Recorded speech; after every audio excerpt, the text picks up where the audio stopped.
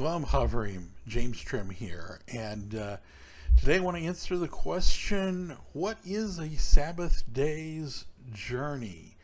In the book of Acts, chapter 1, verse 12, we read, "Then returned they," speaking of the emissaries, "unto Jerusalem," or Jerusalem, "from the Mount of Olives, which is from Jerusalem a Sabbath day's journey."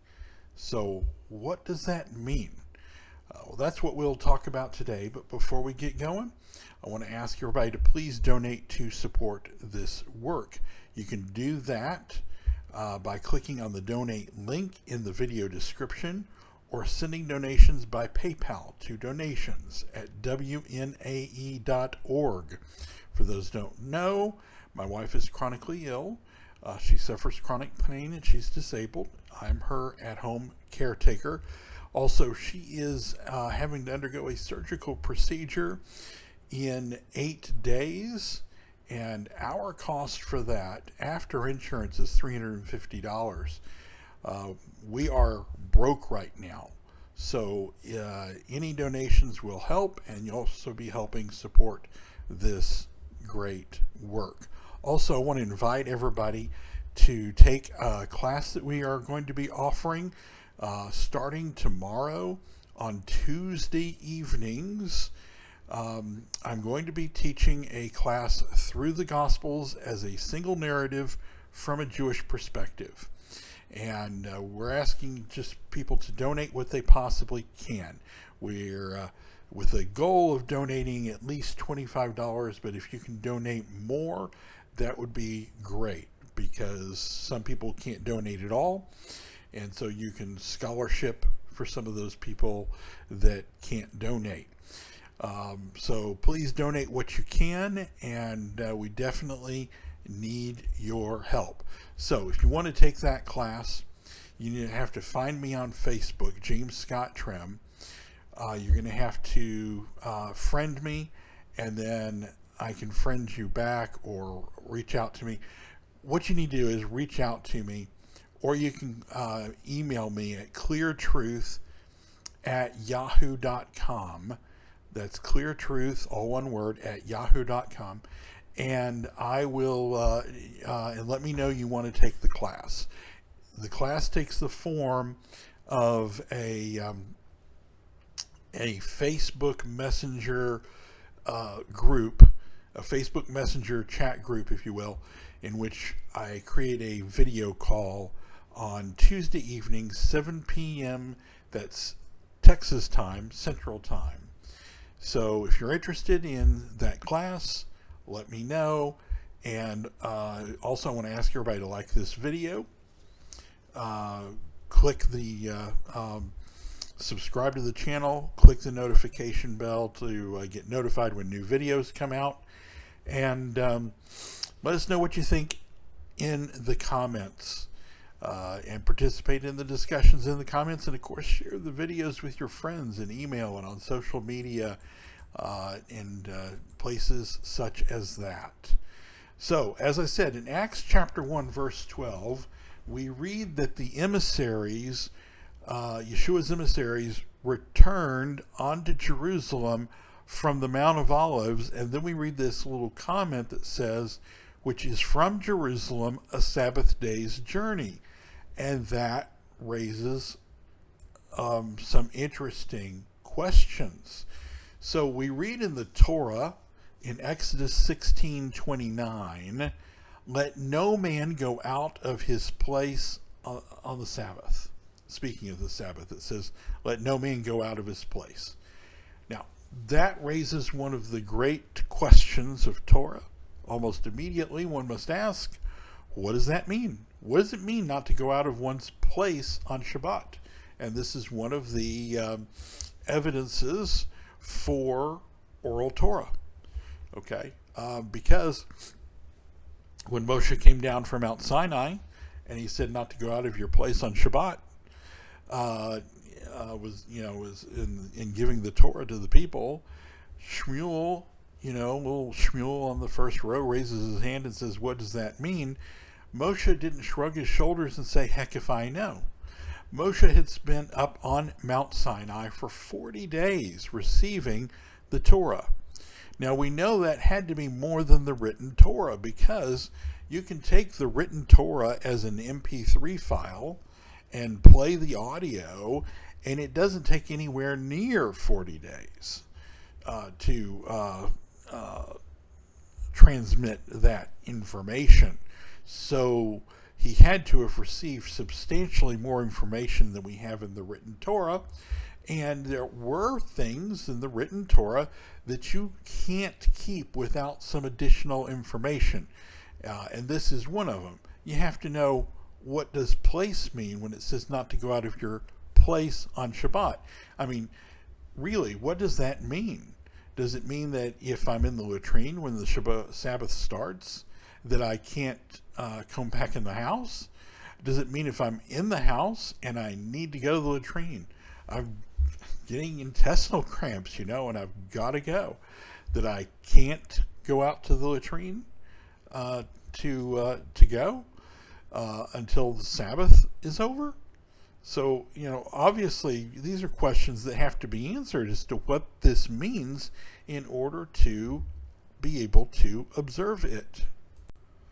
So the Mishnah has an answer to this question. In Eruvin, Tractate Eruvin 4:3, it says, "He who went forth on the Sabbath on a permissible mission, but they said to him, the mission has already been completed, has 2,000 cubits in every direction in which to travel." So a Sabbath day's journey in the Mishnah is a travel distance limit of 2,000 cubits. However, the Essenes, they were only allowed to travel 1,000 cubits unless they were following an animal to graze it, in which case they were allowed 2,000 cubits. That's in the Damascus document, 10, column 10, line 20, where it says one may not travel outside his city more than 1,000 cubits. And then in column 11, line 3, it says a man may not voluntarily cross Sabbath borders on the Sabbath day. A man may walk behind an animal to graze it outside his city up to 2,000 cubits. So where does this 2,000 cubits come from? When Israel was in the wilderness, the camp had a radius of 2,000 cubits in all directions, according to the Mishnah, Rosh Hashanah, Tractate Rosh Hashanah 2:5. And the place outside the camp, where there was a special place known as the place outside the camp, where offerings of the red heifer were made, and that was located in the Mount of Olives, not when they were in the wilderness, but when the temple was built in Jerusalem. The Mount of Olives was the location, according to Mishnah, Tractate Midot 1:3. The Mount of Olives was the location where the red heifer was offered, where that took place. That was the place outside the camp. So when we read that the emissaries returned to Jerusalem from the Mount of Olives, which is from Jerusalem a Sabbath day's journey, we're able to understand from this Second Temple era information that a Sabbath day's journey is 2,000 cubits, which is about 0.7 miles, 0.7 of a mile, if you will. Okay, so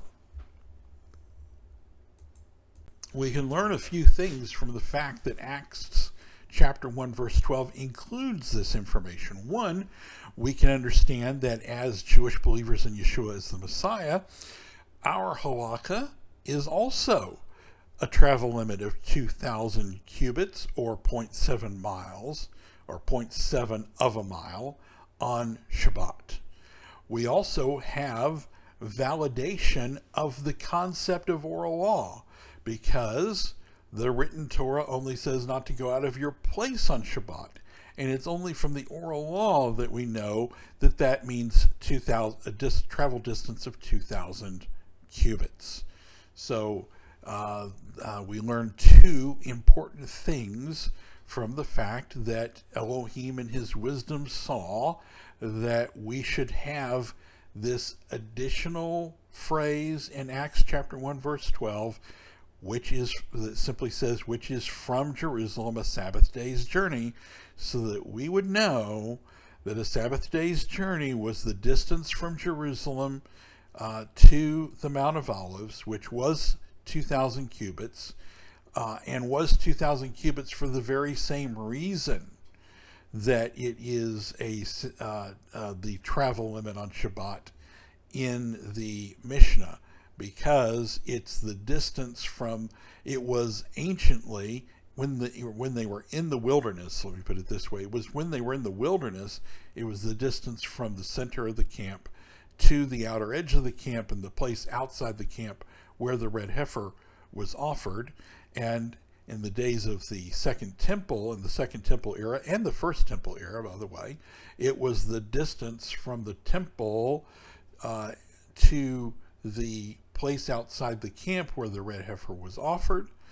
And that's because when it says not to go out of your place on Shabbat, the oral law is that place means the camp originally, and later means the same distance as the radius of the camp. Now, why did the Essenes have a 1,000 cubit distance?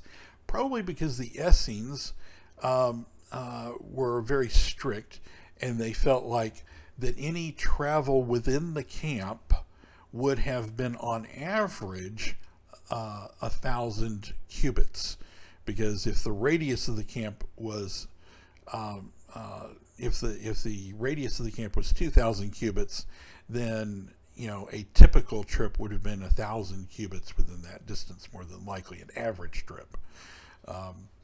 So that's so now you know why the book of Acts, what the book of Acts means when it refers to a Sabbath day's journey, why this resolves the apparent conflict from a passage that says in Deuteronomy 16 not to go out of your place on Shabbat, to Acts 1:12 talking about a Sabbath day's journey. How can you have a Sabbath day's journey if you're not supposed to go out of your place on Shabbat, except that place means a distance no greater than what Acts is calling a Sabbath day's journey, 2,000 cubits.